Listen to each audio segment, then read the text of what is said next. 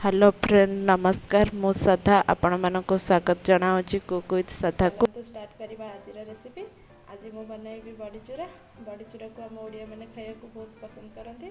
आपको पखाड़ भात खाइबा को बहुत भल लगी थाए।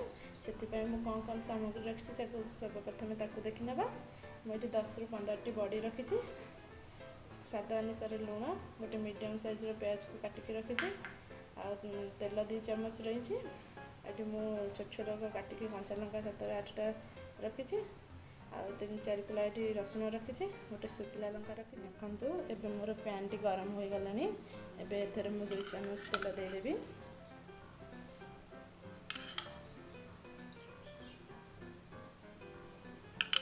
ए छाड़देवा तेल को गरम होगा किसी समय रखी बड़ी के एथर देदेवा। भल भाव भाजी ना आपको बड़ी को लो फ्लेम रे आप भल भाव गोल्डन कलर आसा पर्यंत भाजतु।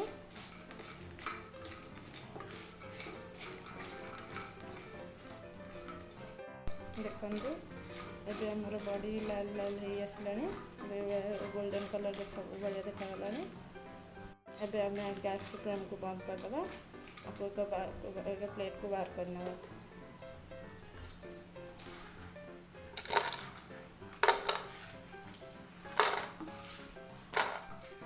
देखु मु बड़ीचूरा को प्रस्तुत करने गोटे हेमदस्ता नहीं। आपण पाखे जदि शिल अच्छे आप शिल भी आपको बनई पारे। यदि हेमदस्ता ना आप चाहिए आपको ग्राइंडर भी बनई पारे।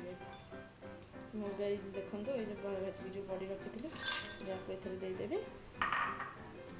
आपको छेची ना आराम से आस्ते आस्ते कर आस्ते आस्ते कर छेची ना। बड़ी भी भल भाव छेची गला। एबे एथर रखि कंचा लंका रसुण और शुखला लंका को देदेवा।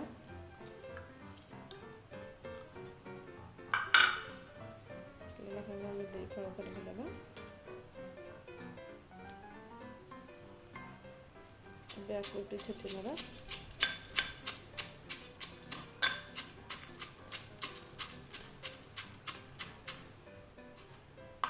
रखी पियाज गोटे कटा पियाज को एथर देखिए भल भाव छेची ना।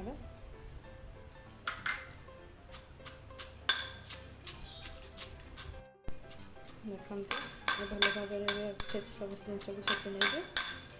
एथर स्वाद अनुसार लुण देदेवा।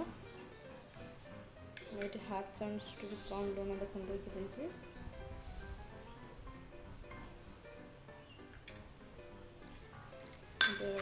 सबको मिसई ना। देखो मोर बड़ी चूड़ा रेडी हो जाए।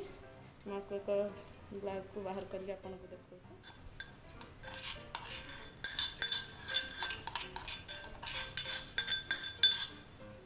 देखो आमर बड़ी चूड़ा रेडी हो गला।